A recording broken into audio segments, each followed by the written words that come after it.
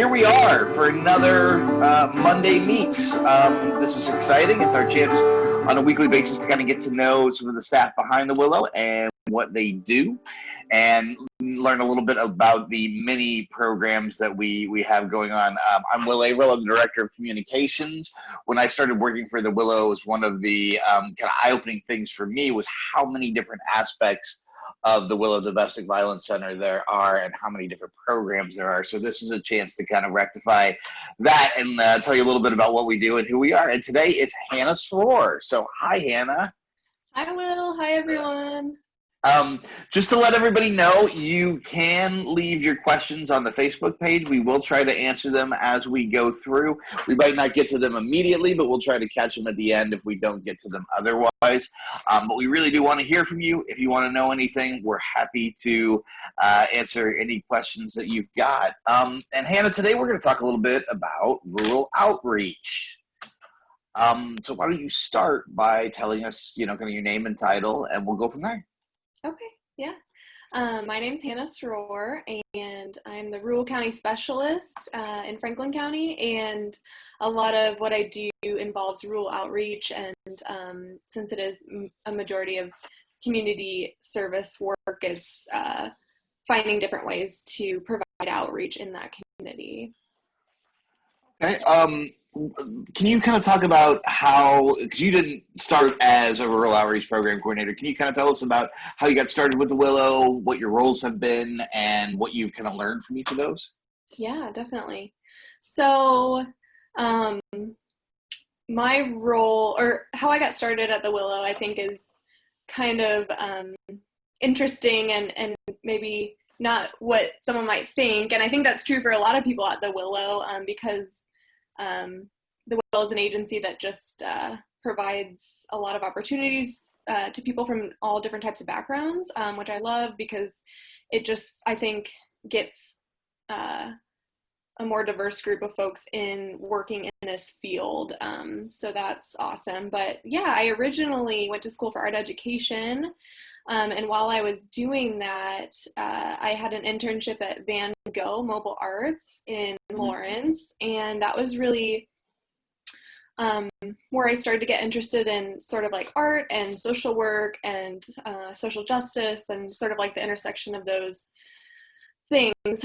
And then after I graduated, just working at a restaurant that I've been working at through college, just kind of seeing, where I was going to go next. And I had a friend that worked at the YWCA in Topeka, and she was like, there's a position open at the Willow for an art program coordinator. So I was like, that sounds really great and very interesting, and kind of right up the alley of the kind of work that Van Gogh was doing. So I thought it would be something really awesome to apply for and see what would happen. And I got the job, and I'm so glad I did, because it really, that first position at the Willow just really changed my life, honestly, and really opened my eyes to this whole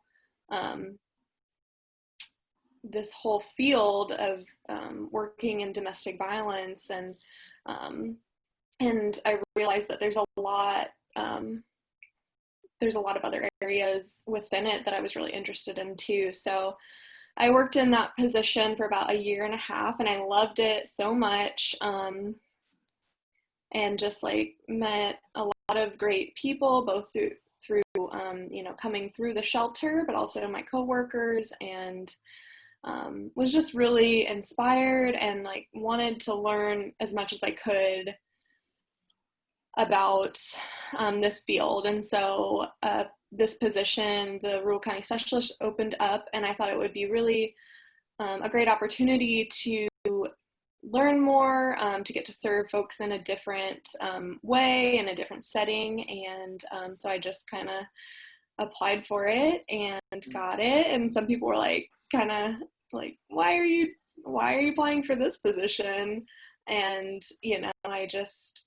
I just knew that it would present itself with its own challenges and own opportunities, and I knew that it would help me grow as an advocate and help me to better serve survivors. So I've been in this position now for about a year and a half. So I've almost been at the Willow for 3 years, and those have been my 2 positions during that time.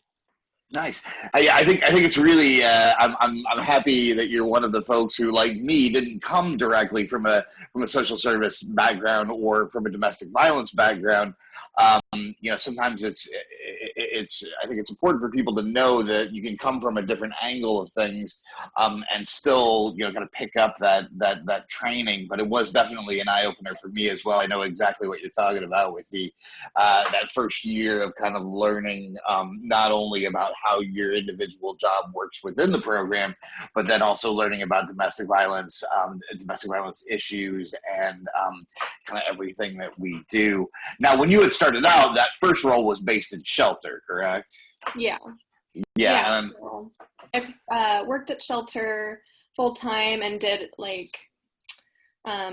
I facilitated art support groups for children and adults, and then I also just did general advocacy. So I did a lot of working on different goals of people, safety planning, all that stuff that I do in my position now. But what I didn't know as much about was helping people navigate certain systems like DCF or TFI, or how to exactly navigate going to court and helping them to know what to expect. So I learned a lot about that process in this new position. So yeah. Yeah. I mean, I think it's definitely something people a lot of times will consider us to be mainly a shelter, and it's nice to know that in the shelter there are these varying programs. So it's not strictly advocacy the whole time. There are classes and courses and other things that can be other programs that work within that shelter aspect. But then there's also the community advocacy as well. And I'm really happy that you're here because you can kind of speak to both of those and maybe illuminate us on kind of the difference between the two, because they are kind of distinctly different in the way that you approach it, but the advocacy in general remains the same. Yeah. Can I just ask what do you think kind of the big differences are between that shelter advocacy and community advocacy? Yeah. Well, I think one of the big differences is that in shelter, working with people, you might just be working with them for a very small part of their journey and while they're staying at shelter. And so that is a really unique experience to walk alongside people while they're in shelter. And I really liked that piece of helping to put people at ease right when they came in, trying to make them feel like it was a safe place. And obviously we're trying to do that the entire stay, but just that initial someone completely having to uproot their lives and leave their home and go into a shelter and in group living situation, it's really really different. And so I just liked kind of being able to help sort of bridge that transition, though nothing can really prepare anyone or make it any easier, but I just liked kind of being there for folks in whatever way I could. Right. So I liked that. And so I think sometimes there's more crisis work right in the shelter, especially answering the hotline. And that is definitely a big part of working in shelter. Whereas community service, I'm working more long-term goals and education with folks. It can be, because oftentimes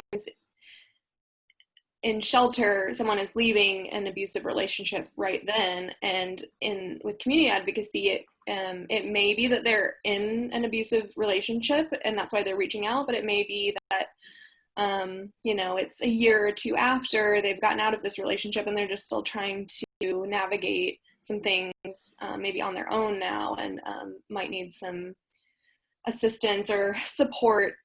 And so that's kind of like one difference, but definitely is still some crisis work working in the community as well. And I do,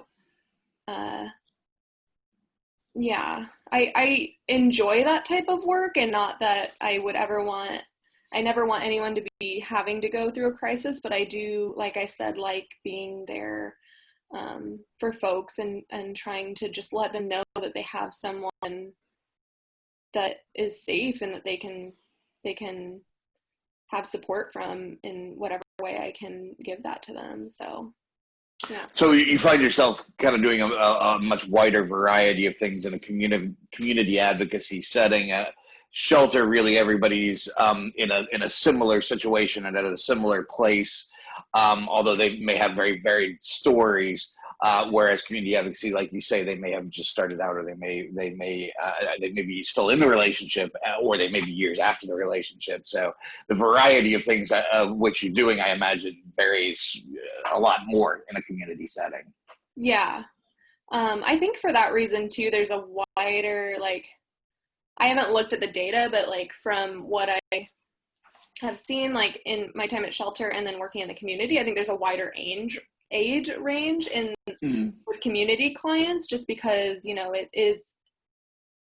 it's just everyone's experience is different, and they might be coming to seek support at any time in their life, and not just when they're leaving a relationship. So yeah, and I think it's important too to remember that not everybody is in a situation where they even want to have shelter, though that's not an option for some folks. I think that maybe particularly in rural environments that becomes very, very difficult, because there is that sort of barrier, not only of having the access to those services, but also having a community that's much more knowledgeable about each other.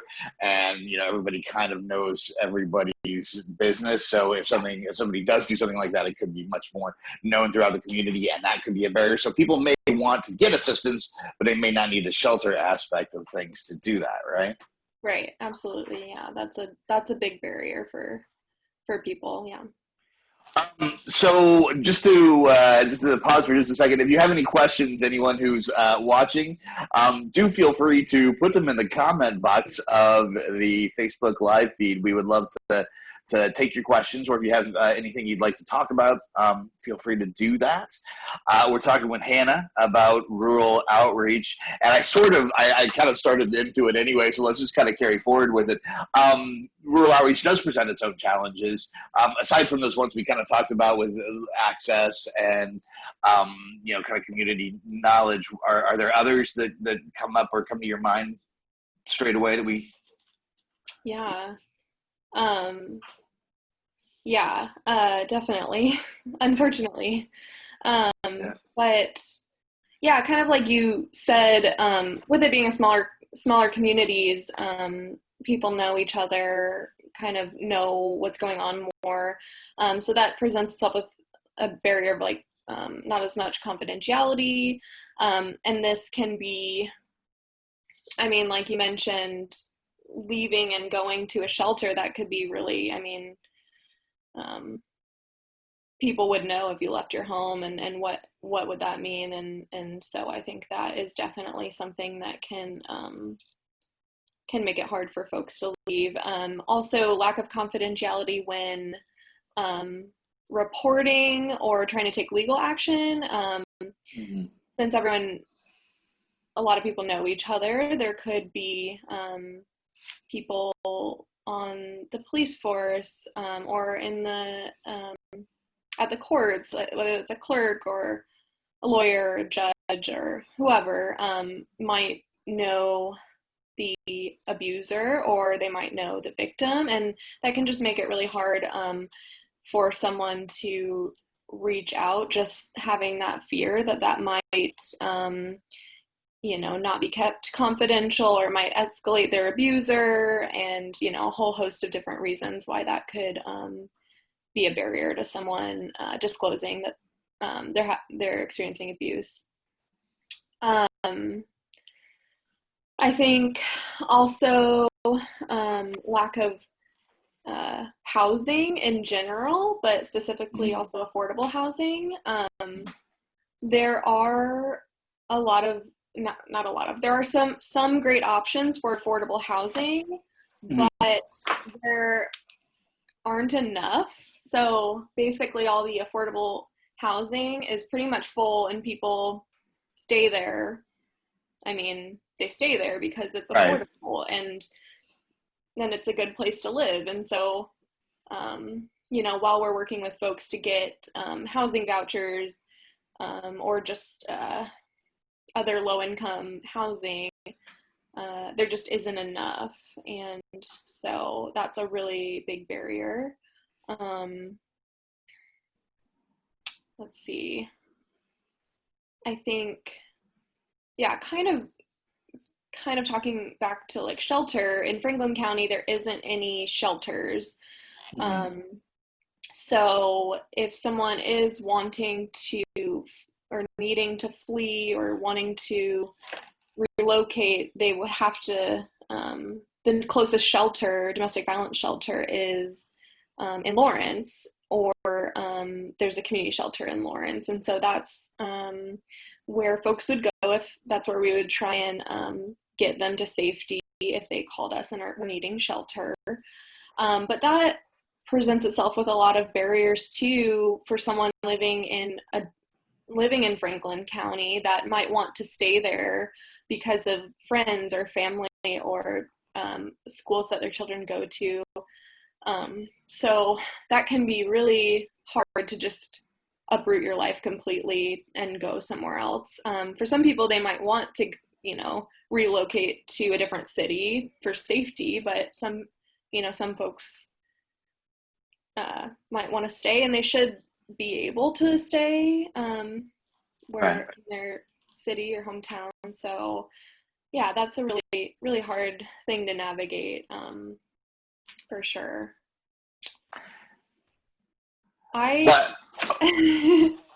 Yeah, I was just going to say, it's I used to work with the Rural Outreach Program, and so I have a really soft spot in my heart for it because I really appreciate what y'all do out there. I mean, what it takes an office of 25 people to do in Lawrence, the rural advocates are out there doing on their own every day and taking up and being kind of all aspects of that.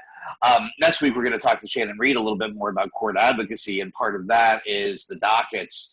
And I know that the rural dockets are on specific days, and it's a situation where you very much have to be present at that time in a lot of cases because there are no other times or alternative times to do that. So is that a significant part of the role that you're doing, working with the court advocacy program as well? Yeah, me and Martha Terhar, the other advocate in Franklin County, we both provide outreach at court with Shannon in Franklin County for the PFA and PFS docket. And so that is like definitely a place where we get a lot of clients or get them information about our services. So that is definitely an important part of our outreach. I think it's one thing to, you know, see that there's a card or a brochure at the courthouse, which is also helpful, and a lot of people utilize that and reach out to us. But I think it's another thing when they're able to see our presence there at court and, you know, just maybe have a few minutes just to connect with us, and they might feel safer and more comfortable working with an advocate. Yeah. I was gonna say a couple other barriers. Sorry to interrupt on that. No, that was a good point. I just wanted, before we moved on, I wanted to say that one of the big barriers also is transportation, like public transportation. I think Ottawa is the only place that has any type of public transportation besides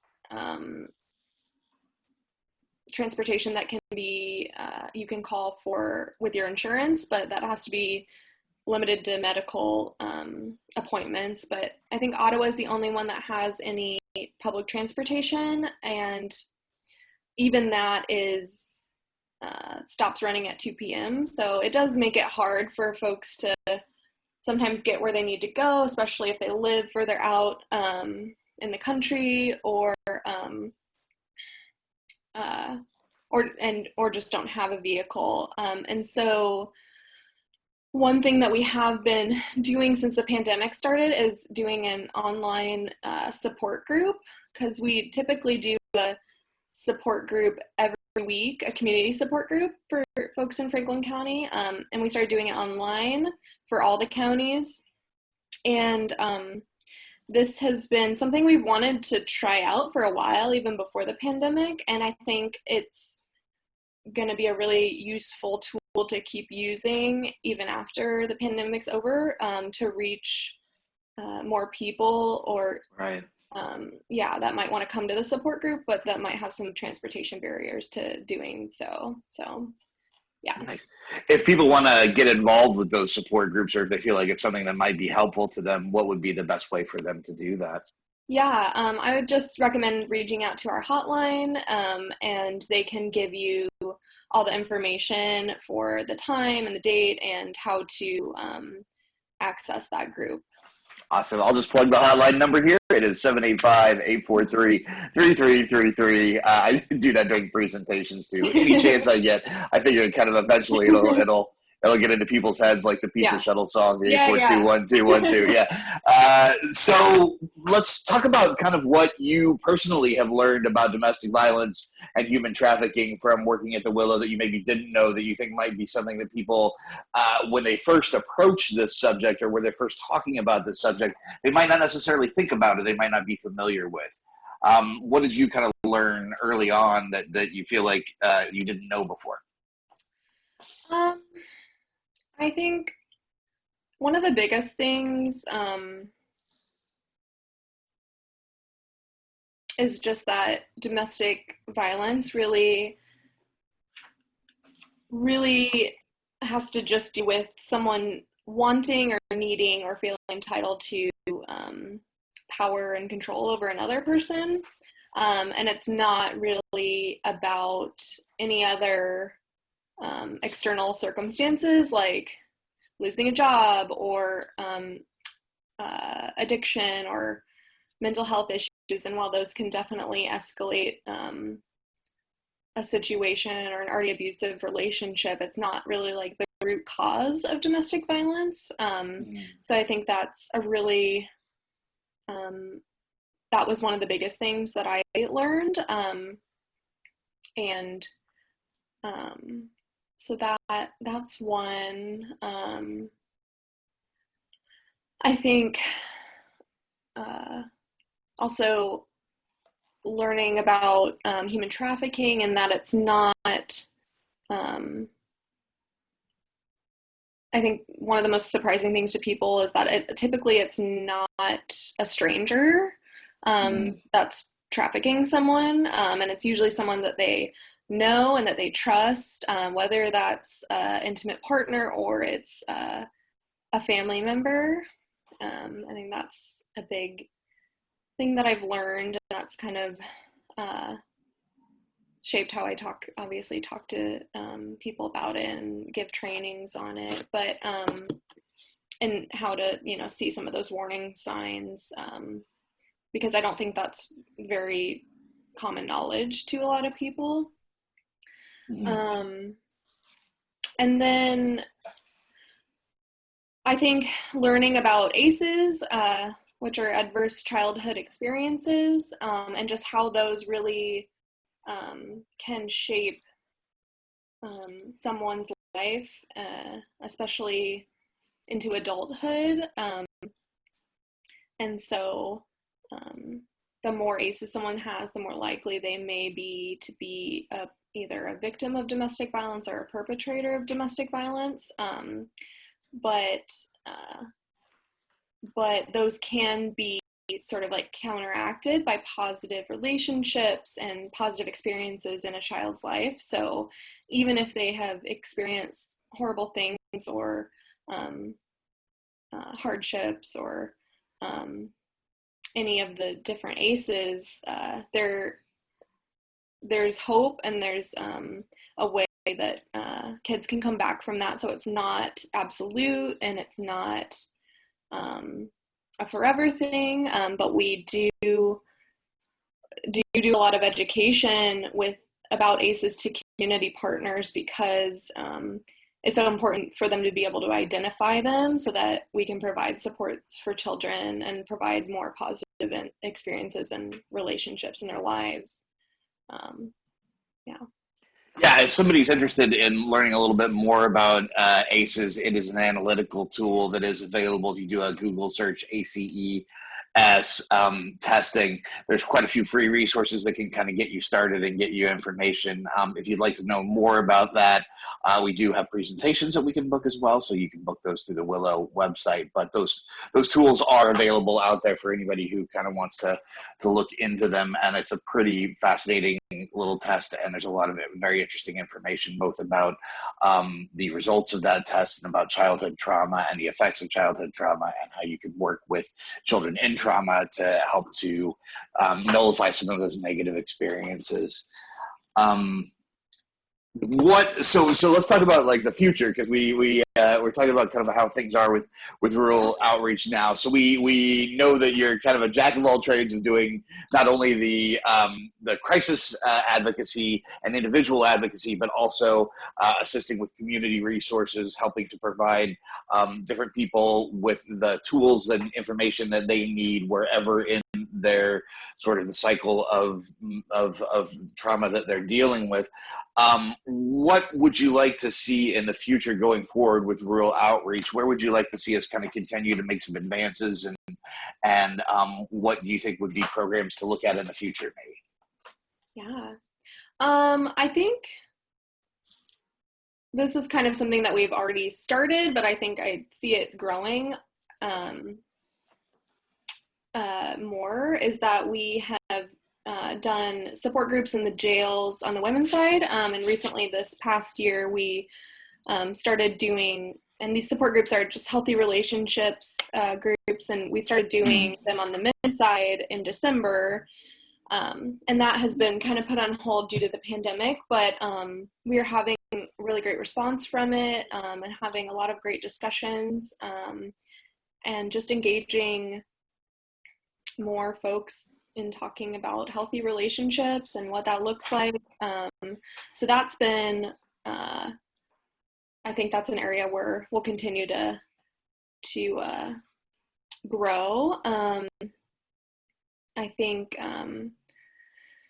we recently, at our last coordinated community response meeting, we talked about, we had Felix, our survivor access advocate, come and talk about the DEI board, the Willows DEI board, the diversity, equity, and inclusion, so many acronyms. That is one thing they told us when we got there, is that you'll learn a lot of acronyms. Yeah. Yeah. And so he came and talked about that, and, looking at ways to either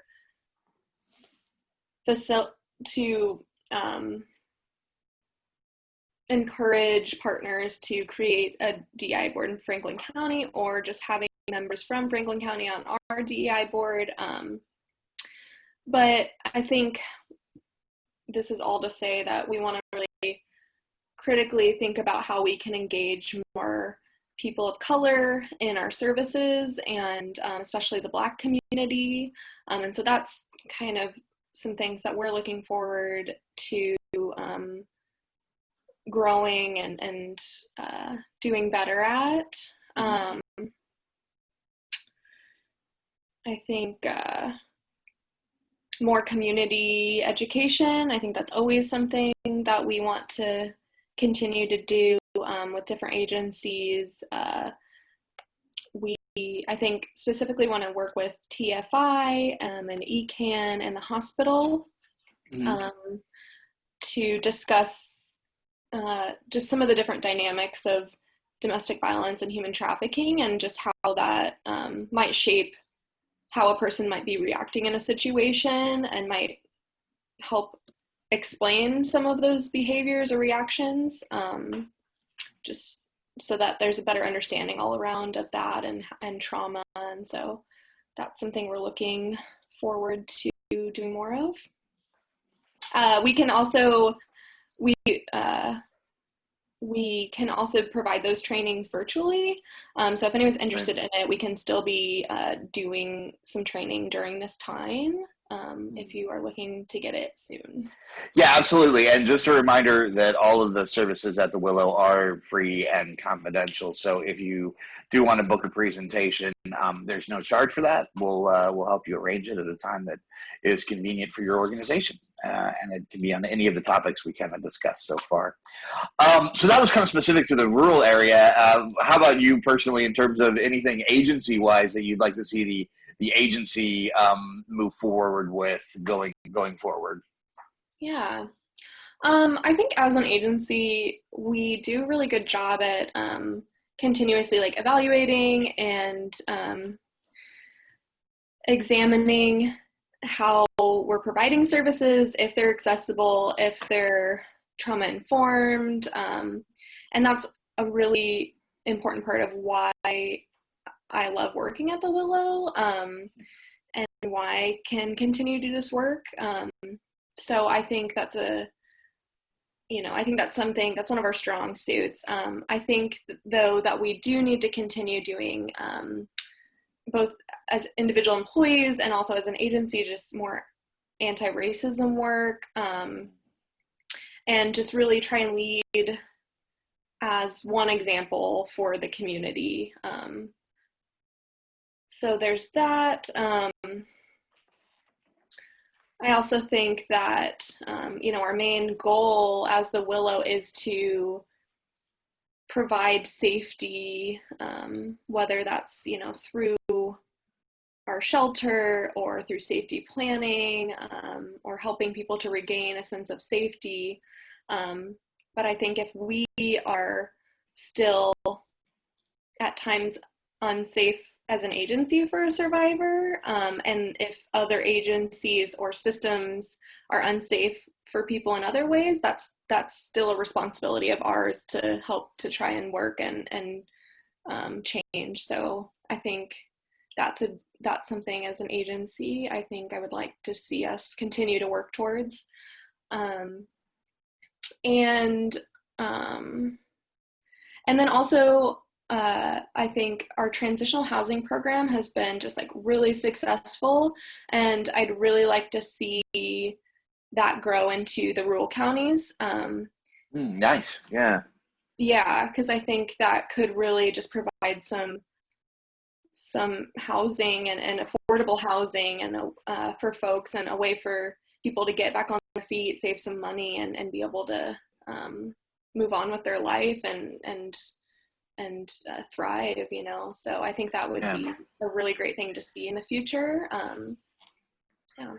Well, I think that makes total sense. Like you said, that distance being such a barrier, it's maybe not be necessarily possible to have an emergency shelter in each location in each county, but if we could have some more transitional long-term housing, that could be extraordinarily helpful. So yeah, that's great. Well, thank you so much. I like to end with a little personal thing. So do you have anything that you'd like to Yes. shout out just about? Oh, you think? All right, good. You came prepared.